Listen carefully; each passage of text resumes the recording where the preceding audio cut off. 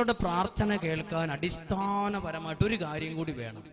ആ വേണ്ട കാര്യത്തിന്റെ പേരാണ് വിശ്വാസം. ഹല്ലേലൂയ. നമ്മൾ വിശ്വാസം എന്ന് കേൾക്കുമ്പോൾ പെട്ടെന്ന് ഓർക്കും അതെനിക്കുണ്ടല്ലോ, ഞാൻ കൈകൂപ്പി പിടിക്കുന്നുണ്ട്, കരം ഉയർത്തുന്നുണ്ട്, ബൈബിൾ വായിക്കുന്നുണ്ട്, ഇതെല്ലാം ചെയ്യുന്നു. അത് വിശ്വാസത്തിന്റെ ഒരു കാര്യമേ ആകുന്നുള്ളൂ. എന്താ വിശ്വാസം എന്ന് പറഞ്ഞാൽ? വിശ്വാസം എന്ന് പറഞ്ഞാൽ ഇങ്ങനെയാ പറയുന്നേ, ഹെബ്രായ ലേഖനം 11:1, പ്രതീക്ഷിക്കുന്ന കാര്യം ലഭിക്കുമെന്ന ഉറപ്പ്. ഹല്ലേലൂയ. വിശ്വാസം എന്ന് പറഞ്ഞാൽ പറയുന്ന ഒരു പ്രത്യേകതയാണ്, വിശ്വാസം എന്നത് പ്രതീക്ഷിക്കുന്നത് ലഭിക്കും. ഹല്ലേലൂയ. അതെന്താ? അതിന്റെ പേര് ഉറപ്പ്. നിങ്ങൾക്ക് ആ ഉറപ്പ് പലർക്കും നമുക്കുണ്ടാവില്ല. നമ്മളൊരു ബസ്സേ കയറുന്നത് എങ്ങനെയാ? നമ്മൾ ഇവിടുന്ന് എറണാകുളത്തിന് പോകുന്ന ബസ്സേ നമ്മൾ കയറുക. എന്താ നമ്മുടെ ഉള്ളിനുള്ളിൽ ഉറപ്പുണ്ട്? എന്ത്? ഇത് എറണാകുളത്ത് എത്തുന്നു. ഉറപ്പില്ലേ? നിങ്ങൾ കയറുവോ ഇല്ലയോ? നിങ്ങളോട് പറയൂ ആ ബസ്സേ കയറല് കേട്ടോ, അതിന്റെ ബ്രേക്ക് പോയതാ. നിങ്ങൾ കയറുവോ? നിങ്ങൾ ഇന്ന് നേരം വെളുക്കുന്നവരെ ഇവിടെ നിന്നാലും ആ ബസ്സേ കയറില്ല. എന്താ കയറാത്ത? ഒരുറപ്പില്ല. നിങ്ങൾ ബസ്സേ കയറുന്നതിന് മുമ്പ് ഡ്രൈവറോട് എന്താ ചോദിക്കാഞ്ഞ? സാറേ ഇതിന് ടയർ ഉണ്ടോ? ടയർ ഉണ്ടല്ലേ, ഇത് അവിടം വരെ എത്തുവോ? ഇത് ഉരുണ്ട് ഇത് പൊട്ടിപ്പോകാനും ചെയ്യുവോ? ഇതിന്റെ ബ്രേക്ക് പോവോ?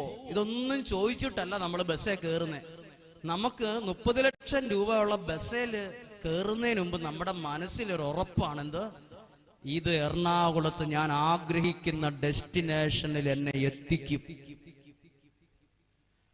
അതിന്റെ 1000 മടങ്ങ് നിങ്ങൾക്ക് വിശ്വസിക്കാം ഈ പ്രപഞ്ചത്തെ സൃഷ്ടിച്ചു പരിപാലിക്കുന്ന ദൈവത്തിൽ. ഹല്ലേലൂയ. നമ്മളൊരു കാര്യം പ്രാർത്ഥിക്കുമ്പോണ്ടല്ലോ, നിങ്ങളുടെ ഉള്ളിനുള്ളിൽ ഈ ഉറപ്പ് വേണം, അത് ദൈവം എനിക്ക് സാധിച്ചു തരുന്നു. എന്തു വേണം? 100% ഉറപ്പ്. പറഞ്ഞേ ഹല്ലേലൂയ. അവർക്ക് പറഞ്ഞേ ഹല്ലേലൂയ. ആ ഉറപ്പ് നിങ്ങൾക്ക് വേണം. ഉറപ്പ് ഭയങ്കര. ആ ഉറപ്പ് ദൈവം ഉറപ്പ് അത്ഭുതം പ്രവർത്തിച്ചിരിക്കും. അത് ഞാൻ 100% കണ്ടിട്ടുണ്ട്. വിശ്വാസത്തോടെ നമ്മളൊരു കാര്യത്തെ ഏൽപ്പിച്ചു കൊടുത്താൽ ദൈവം അത്ഭുതം പ്രവർത്തിക്ക് ശരിക്കും കണ്ടിട്ടുണ്ട്. അപ്പൊ ശരിക്കും ഞങ്ങളത് ഉറപ്പ്. ഈ വിശ്വാസത്തിന്റെ മറ്റൊരു പേരാണ് എന്ത്? ദൈവഭക്തി, ദൈവഭയം. ഹല്ലേലൂയ. അതായത് പ്രഭാഷകന്റെ പുസ്തകത്തിൽ പഠിപ്പിക്കുകയാണ്, ദൈവഭയമില്ലാത്തവന്റെ ഭവനം അതിവേഗം തകർന്നു പോകും. എന്താ ഈ ദൈവഭയം? അത് ദൈവത്തിലുള്ള വിശ്വാസമാണ്. ദൈവഭയം, ദൈവഭക്തിയൊക്കെ. ഇന്നെന്താ പ്രത്യേകത? ഇന്ന് ദൈവഭയവും ദൈവഭക്തിയൊക്കെ കുറഞ്ഞു വരുക. എന്ത് ദൈവഭയം? ശ്രദ്ധിച്ചേ, നിങ്ങളുടെ കുടുംബത്തിൽ നിങ്ങളുടെ മക്കൾ ഒരു ദൈവഭയവും ഇല്ല, ഒരു ദൈവഭക്തി ഇല്ലാതെയാ വളർന്നു വരുന്നെങ്കിൽ നിങ്ങളൊരു കടലാസ് എടുത്ത് എഴുതി വെക്കണം. ആ കുഞ്ഞു വളർന്നു വരുമ്പോൾ നിങ്ങൾക്ക് തരാൻ സാധ്യതയുള്ളത് തലവേദനയായിരിക്കും. ദൈവഭക്തി ഇല്ലാത്ത ഒരാള്, ദൈവഭയം ഇല്ലാത്ത ഒരാൾ വളർന്നു വരുമ്പോൾ ആ കുടുംബത്തിന് തിരിച്ചു തരുന്നത് ഒരു തലവേദനയായിരിക്കും. ഒരു കോളേജ് പ്രൊഫസറിന്റെയും കോളേജ് സാറും ടീച്ചറും എത്ര ശമ്പളം മേടിക്കുന്നവരാ? എത്രയോ ശമ്പളം മേടിക്കുന്ന മിടുമിടുക്കരാ. അവരുടെ മൂത്ത മകൻ പള്ളിയിൽ പോയി തിരിച്ചു വന്നപ്പം സ്വന്തം അമ്മ ഇങ്ങനെ പറഞ്ഞു. അപ്പൊ ഈ കുരിശുവര പെരുന്നാളിന്റെ അന്നാണ് പള്ളിയിൽ പോയിട്ട് തിരിച്ചു വരുമ്പോ പറഞ്ഞതായിട്ട് ആ വല്യമ്മച്ചി പറഞ്ഞു, ആ സ്വന്തം അമ്മ സ്വന്തം തുണി എടുത്തിട്ട് തൂത്തു കളഞ്ഞ, ആ നെറ്റിയിലെ ആ ചാരം തൂത്തു കളഞ്ഞിട്ട് പറഞ്ഞു, മോൻ എംബ്ലോം തൂത്തുകൊണ്ട് നടക്കണ്ടെന്ന് പറഞ്ഞു. ഈ വല്യമ്മച്ചി വീട്ടിൽ പ്രാർത്ഥിക്കാൻ 7 മണി ആകുമ്പോഴേ പറയും പ്രാർത്ഥിക്കണ്ടേ എന്ന് പറയുമ്പോ മകനായ കോളേജ് സാറും ഭാര്യയായ കോളേജ് ടീച്ചറും മക്കളെ കൂട്ടുപിടിച്ച് മുറ്റത്തൊരു നെറ്റ് കെട്ടിയിട്ട് 7 മണി തൊട്ട് 7:45 വരെ വല്യമ്മച്ചി അകത്ത് പ്രാർത്ഥിക്കുമ്പോൾ ഷട്ടിൽ കളിക്കും. ഈ മക്കളും ഒപ്പം കൂടി 1ാം റാങ്കോട് കൂടി പാസ്സായി. അപ്പോൾ ഈ കോളേജിൽ പഠിപ്പിക്കുന്ന മാതാപിതാക്കൾ പറഞ്ഞു, എന്റെ പിള്ളേരൊക്കെ ജയിച്ച് മാർക്ക് മേടിച്ചത് വല്ലോ പള്ളിയിൽ പോയിട്ടാണോ, വല്ലതും പ്രാർത്ഥിച്ചിട്ടാണോ? നിങ്ങൾ ഈ വലിയ പ്രായമായ പഴയ ട്രെൻഡൊന്നും ഫോളോ ചെയ്യേണ്ട കാര്യമില്ല. എന്റെ മക്കളൊന്നും വലിയ പ്രാർത്ഥിച്ചിട്ടൊന്നുമില്ല, അവരും മിടുക്കരാണ്. അങ്ങനെ അതും ജയിച്ചു. പക്ഷേ ആ മകൻ +2 കഴിഞ്ഞ് നല്ല മാർക്കോടെ ജയിച്ച് കേരളത്തിന്റെ പുറത്ത് ഒരു കോളേജിൽ കൊണ്ടുപോയി പഠിപ്പിക്കാൻ വിട്ടു. അവിടെ 2.5 കിലോ കഞ്ചാവ് കേസിൽ പിടിച്ച് കേരളത്തിന്റെ വിയ്യൂർ ജയിലിൽ ജാമ്യം പോലും ഇല്ലാത്ത കേസിൽ ഇന്ന് ജയിലിനകത്തായി ഇന്നും. അപ്പോഴാണ് ഈ അമ്മ പറയുന്നത്, എന്റെ കൊച്ചിനെ ദൈവഭക്തിയിൽ വളർത്താത്തതിന്റെ കുറവ് എന്റെ മക്കൾ വലുതായപ്പോഴാ എനിക്ക് മനസ്സിലായത്. ഞാനിത് പറയുന്നത് ഒരു കഥപുസ്തകത്തിലെ കഥയോ ഏതെങ്കിലും ഒരു പ്രഭാഷണത്തിന്റെ ഭാഗമോ അല്ല. ഈ പറയുമ്പോൾ എന്റെ ഈ രണ്ട് മാതാപിതാക്കളെയും മുഖം എന്റെ മനസ്സിൽ ഓർമ്മയുണ്ട്. ഈ കൊച്ചിന്റെ മുഖം എന്റെ ഓർമ്മയിലുണ്ട്. ഇത് പറയുമ്പോൾ എനിക്ക് അവരെ കണ്ടോണ്ടാ ഞാൻ പറയുന്നത്. അതായത് ആ കുടുംബത്തിൽ പ്രാർത്ഥനയുടെ കുറവ് അറിഞ്ഞു വന്ന് വിശ്വാസത്തിൽ ദൈവഭക്തി ദൈവഭയമില്ലാത്തതിന്റെ കുറവ് അറിഞ്ഞപ്പോഴത്തേക്കും കാലങ്ങൾ കുറെ കഴിഞ്ഞു. പ്രിയപ്പെട്ടവരെ, കിട്ടേണ്ട അളവിൽ ദൈവഭക്തിയും ദൈവഭയവും അവരെ അഭ്യസിപ്പിക്കണം. ഹല്ലേലൂയ. ചേർന്ന് പറഞ്ഞേ ഹല്ലേലൂയ. നിങ്ങളുടെ മക്കൾ കുടുംബ പ്രാർത്ഥനയുടെ സമയത്ത് ഉഴപ്പുവാണ്, അവർക്ക് പ്രാർത്ഥിക്കാൻ ഇഷ്ടമില്ലെങ്കിലോ പിള്ളേരല്ലേ പ്രാർത്ഥിച്ചില്ലെങ്കിലും കുഴപ്പമില്ലെന്ന് പറയരുത്. അത് വളർന്നു വരുമ്പോൾ നിങ്ങൾക്ക് കൂടുതൽ പ്രതിസന്ധികളായിരിക്കും ഉണ്ടാവുക. പ്രാർത്ഥനയില്ലാതെ വളർന്നു വരുമ്പോ അത് പെട്ടെന്ന് ലോകം അവരെ കീഴ്പ്പെടുത്തും. അങ്ങനത്തെ ലോകമാ നമുക്ക് പുറത്തുള്ളത്. പറഞ്ഞേ ഹല്ലേലൂയ. ചേർന്ന് പറഞ്ഞേ ഹല്ലേലൂയ. ഒരു കരം ഉയർത്തി പറഞ്ഞേ ഹല്ലേലൂയ. നമ്മളിപ്പോ കേട്ട വിഷയം ദൈവഭക്തി ദൈവഭയമാണ്. ദൈവഭയമുള്ളവൻ ഒരു പ്രത്യേകതയുണ്ട്. എന്നറിയോ? ദൈവഭയമുള്ളവൻ ലോകത്തെ ഭയപ്പെടുകയില്ല. ദൈവഭക്തിയുള്ളവർ ലോകത്തെ ഭയപ്പെടില്ല, മന്ത്രവാദത്തെ ഭയപ്പെടുകയില്ല, കൂടോത്രത്തെ പേടിക്കുകയില്ല, ക്ഷുദ്രപ്രയോഗം പേടിക്കുകയില്ല. നിങ്ങൾ പേടിക്കുവോ? ഈ ക്രിസ്ത്യാനികൾ ഭയങ്കര പേടിത്തൊണ്ടന്മാരാണ് ഈ വിഷയത്തിൽ. നാടൻ മുട്ടയെ വരെ പേടിയാണ് നമുക്ക്. നാടൻ മുട്ട. അതാണ് ഒരു ചേട്ടൻ പറഞ്ഞത്, ക്രിസ്ത്യാനി സ്ഥലം വിറ്റ് പോകണമെങ്കിൽ 9 ദിവസം 9 നാടൻ മുട്ട അവിടെ കൊണ്ട് വെച്ചാൽ മതി. അവർ പെട്ടെന്ന് പറയും ഇത് കൂടോത്രമാണ്, അയ്യോ പോണം പോണം പോണം. ഉദാഹരണം വെറുതെ കൊണ്ട് വെക്കരുത്. ഒരു 4 കളറുള്ള സ്കെച്ച് പെന്നെ മേടിക്കണം, കുറച്ച് കൊടക്കമ്പിയും മേടിക്കണം, പിന്നെ കുറച്ച് തുളസിയില വേണം, പിന്നെ നിങ്ങൾക്ക് ഇഷ്ടമുള്ള എന്തെങ്കിലും. ആ മുട്ടയുടെ പുറത്ത് നിങ്ങൾ മലയാളം ഇംഗ്ലീഷ് ഒന്നും എഴുതരുത്, അറിയാത്ത ഒരു ഭാഷ എഴുതണം. എന്നിട്ട് 2 വരയും കുറിയൊക്കെ ഇട്ടിട്ട് ഏത് സ്ഥലം വിറ്റ് പോകണോ അവിടെ കൊണ്ട് വെക്കുക. നിരന്തരം വെച്ചോണ്ടിരിക്കണം. അപ്പോൾ ആ വീട്ടുകാർ പറയും ഇത് കൂടോത്ര, ഇത് മന്ത്രവാദ, വിറ്റ് പോണം. നമുക്ക് പേടിയാ. ദൈവഭയമുള്ളവൻ ഇതിനെ പേടിക്കല. ദൈവത്തെ ഭയപ്പെടുന്ന ഒരാൾക്ക് ഇതിനെ പേടിക്കേണ്ട കാര്യമില്ല. ഹല്ലേലൂയ. നിങ്ങൾക്ക് പേടിയുണ്ടോ? നിങ്ങൾക്ക് ഒറ്റ നോട്ടത്തിൽ ആർക്കും പേടിയില്ല, പക്ഷെ എല്ലാവർക്കും പേടിയാണ് താനും. ഞാൻ അങ്ങനെ ഇതിന് സത്യാവസ്ഥ കുറച്ച് അറിയാനിടയായി.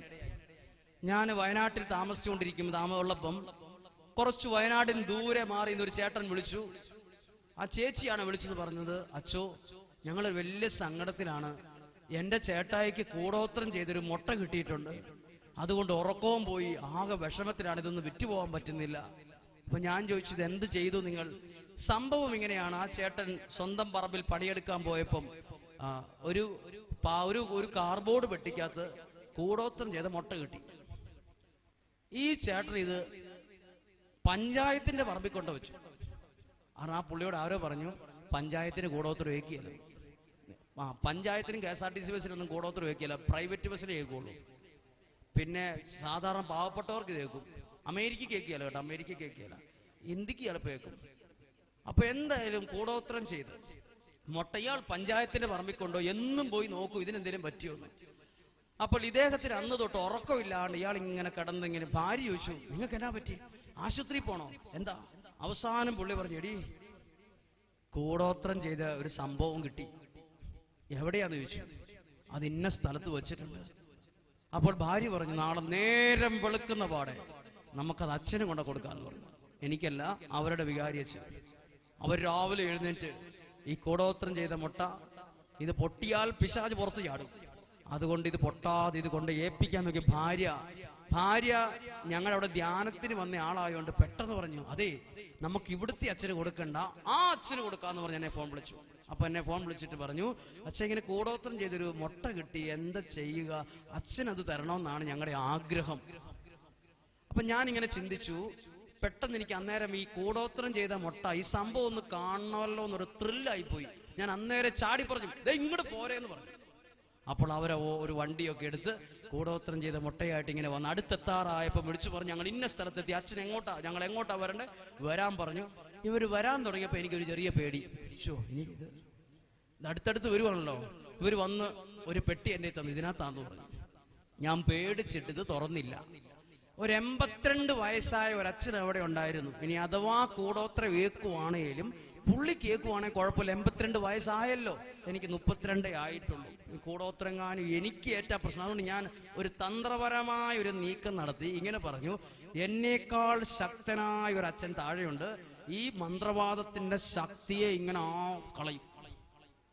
അപ്പൊ ആ ചേട്ടൻ പറഞ്ഞു, അന്ന് ചേട്ടൻ പൊക്കോ, ഞാനിത് ഏറ്റു എന്ന് പറഞ്ഞു. ഈ ചേട്ടൻ എന്ത് ചെയ്താലും പോവുകയല്ല, ഇതെന്നാ ചെയ്തു എന്നറിഞ്ഞാലേ പോവുള്ളൂ. അപ്പൊ ഞാൻ പറഞ്ഞു, ചേട്ടൻ പൊക്കോ. ഇല്ല, ചേട്ടൻ പോകാൻ. അപ്പൊ ഞാൻ പറഞ്ഞു, ഞാനിത് വേറൊരു കാര്യം ചെയ്യാൻ വേണ്ടി ചേട്ടൻ പൊക്കോ. ഈ ചേട്ടൻ ധൈര്യമായിട്ട് പോവാം, അച്ഛൻ ഇതെന്നാ ചെയ്തെന്ന് അറിഞ്ഞിട്ടേ പോവുള്ളൂ. ഈ ചേട്ടൻ എൻ്റെ കൂടെ വന്നു, താഴെ വന്നു, അടുക്കള വരെ വന്നു. ഞാൻ അപ്പൊ പറഞ്ഞു, ചേട്ടൻ ഇവിടെ നിൽക്കാൻ, എപ്പോ വരാന്ന് പറഞ്ഞു. ഞാൻ അവിടെ ചെന്ന് അച്ഛനോട് പറഞ്ഞു, അച്ഛോ കൂടോത്രം ചെയ്തൊരു മുട്ടയായിട്ട് ഒരാൾ വന്നിട്ടുണ്ട്, എന്താ അച്ഛൻ ഇങ്ങ് കൊണ്ടുവരാൻ പറയാൻ പറഞ്ഞു. അച്ഛൻ നല്ല ധൈര്യത്തിന് പറയുമ്പോൾ എനിക്കൊരു ആശ്വാസമായി. അച്ഛനത് മേടിച്ച് ഈ കാർബോർഡ് പെട്ടി തുറന്നു നോക്കിയപ്പോ ഞാൻ കണ്ടു, വാടിയ തുളസിയില, പകുതി അടയ്ക്ക, കുറെ കൊടക്കമ്പി, അത് ഇതെല്ലാം തിരിക്കുക. അതെല്ലാം അച്ഛനെടുത്ത് വേസ്റ്റ് ബോക്സിൽ ഇട്ടു. എന്നോട് ചോദിച്ചു, ഒരു സവോള കിട്ടുമോ നോക്കാൻ പറഞ്ഞു. ഞാൻ ചോദിച്ചു, കൂടോത്രം ചെയ്ത മുട്ടയും സവോളയും തമ്മിൽ എന്താവോ ബന്ധം? ഞാൻ അതിനെക്കുറിച്ച് മനസ്സിലാക്കിയിട്ടില്ല. സവോള എടുത്ത് ചെറുതായിട്ട് അരിഞ്ഞോളാൻ പറഞ്ഞു. ഓക്കെ. എന്നിട്ട് എന്നോട് പറഞ്ഞു, ഒരു പച്ചമുളക് കിട്ടുമോ നോക്കാൻ പറഞ്ഞു. പച്ചമുളകും സവോളയും ഇതെന്തിനുള്ള പരിപാടി? നിങ്ങൾക്ക് ഓടിയോ? ഇത് ആംപ്ലേറ്റ് അടിക്കാനുള്ള പരിപാടിയാ. അപ്പൊ ആ ചേട്ടൻ എന്നോട് ആംഗ്യം കാണിച്ചിട്ട് പറഞ്ഞു, വേറെ എന്തേലും മുട്ടയുണ്ട് ആംപ്ലേറ്റ് അടിക്കാൻ, ഈ കൂടോത്രം ചെയ്ത മുട്ട ആംപ്ലേറ്റ് അടിക്കാൻ. അപ്പൊ ദോശക്കല്ല് വെച്ചോളാൻ പറഞ്ഞു. അതിൽ എണ്ണ തൂത്തു, ഒരു സ്റ്റീൽ ഗ്ലാസ്സിലേക്ക് ഒഴിച്ചു, കൂടോത്രം ചെയ്ത മുട്ട ഇളക്കി അതൊഴിച്ചു, ചട്ടുക കൊണ്ടത് മറിച്ചിട്ടു, 4 പീസാക്കി. ഒരു പീസ് എനിക്ക്, ഒരു പീസ് ആ ചേട്ടൻ പറഞ്ഞു എനിക്ക് വേണ്ടാന്ന് പറഞ്ഞു. എന്നോട് ആ ചേട്ടൻ ചെവി പറഞ്ഞു, അച്ഛൻ തിന്നരുത്, ബന്ധന പ്രാർത്ഥന ചൊല്ലിയിട്ടേ തിന്നാവുള്ളെന്ന് പറഞ്ഞു. എന്തായാലും ഞാനിങ്ങനെ ചിന്തിച്ചു, എന്തായാലും ഈ പ്രായമുള്ള അച്ഛൻ തിന്നിട്ട് എന്തേലും പറ്റിയില്ലെന്ന് അറിയുവാണെങ്കിൽ ഞാൻ തിന്നുള്ളൂ. അച്ഛൻ അത് അടിച്ച് സാധാരണ അങ്ങോട്ട് കഴിക്കുന്ന പോലെ കഴിച്ചു. ഞാനും അത് അധികം ചവച്ചില്ല, ഇറക്കി. ഇവിടെ ഇരിക്കുന്ന പലരും അത് ഇറക്കിയിട്ടുണ്ട്. ഞാൻ മുട്ട കഴിച്ചോളാം, നിങ്ങൾ ഇറക്കിക്കോണം. ഞാൻ ഇങ്ങനെ മുട്ട കഴിച്ചു, നിങ്ങൾ ഇറക്കി. എന്തായാലും ഇറക്കി. ഈ ചേട്ടൻ കുറച്ച് ദൂരം ചെന്ന് എന്നെ വിളിച്ചു, എന്തേലും പറ്റിയോ? വളരെ ശ്രദ്ധിക്കണം. എനിക്കൊന്നും പറ്റിയില്ല, അച്ഛനൊന്നും പറ്റിയില്ല, അയാൾക്കൊന്നും പറ്റിയില്ല, ആർക്കും ഒരു കേട് വന്നില്ല. പിന്നീട് ഞാനിങ്ങനെ ചിന്തിച്ചൊരു കാര്യം പറയാം. നമ്മൾ ദൈവത്തെ വിളിക്കുന്ന നമ്മൾ എന്തിനാ ഇതിനെ ഭയപ്പെടുന്നേ? നിങ്ങളിപ്പോൾ ഇന്ന് രാവിലെ ഭയങ്കര മഴക്കാറും മഴ ചാറുകയും ചെയ്യുന്നുണ്ടെന്ന് കരുതുക. നിങ്ങൾ രാവിലെ വരുമ്പോൾ എന്തെടുക്കുമായിരുന്നു? കൊട എടുക്കുമായിരുന്നല്ലേ? കൊട എടുക്കുന്നത് എന്തിനാ? ഞാൻ കൊട എടുക്കുന്നത് മഴ വരുമ്പോ മഴയെ നിർത്താനാണോ അതോ ഞാൻ നനയാതിരിക്കാനാണോ? ഞാൻ ഈ കൊട എടുത്തത് മഴയെ ഈ കൊട കൊണ്ട് നിർത്താൻ എനിക്ക് പറ്റുമോ? പറ്റിയല്ല. ഞാൻ ഈ കൊട കൊണ്ട് മഴ നിക്കട്ടെ എന്ന് പറഞ്ഞാൽ മഴ നിൽക്കുവോ?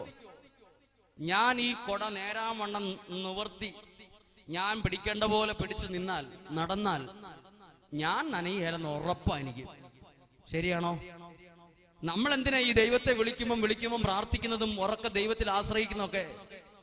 നമ്മുടെ കൂടോത്രക്കാരന്റെ കൂടോത്രം നിർത്താനല്ല, മന്ത്രവാദം ചെയ്യുന്നതിന്റെ മന്ത്രവാദത്തെ നിർത്താനല്ല. ആരെന്തൊക്കെ ചെയ്താലും എനിക്കൊന്നും പറ്റാതിരിക്കാനാണ്. പറഞ്ഞേ ഹല്ലേലൂയ. ഈ വിശ്വാസം നിങ്ങൾ നേടിയെടുത്തോ. ബൈക്കിൽ യാത്ര ചെയ്യുന്ന ഒരാൾ ഹെൽമറ്റ് വയ്ക്കുന്നത് അപകടമുണ്ടാകാതിരിക്കാനല്ല, അപകടമുണ്ടായാലും എനിക്കൊന്നും പറ്റാതിരിക്കാനാണ്.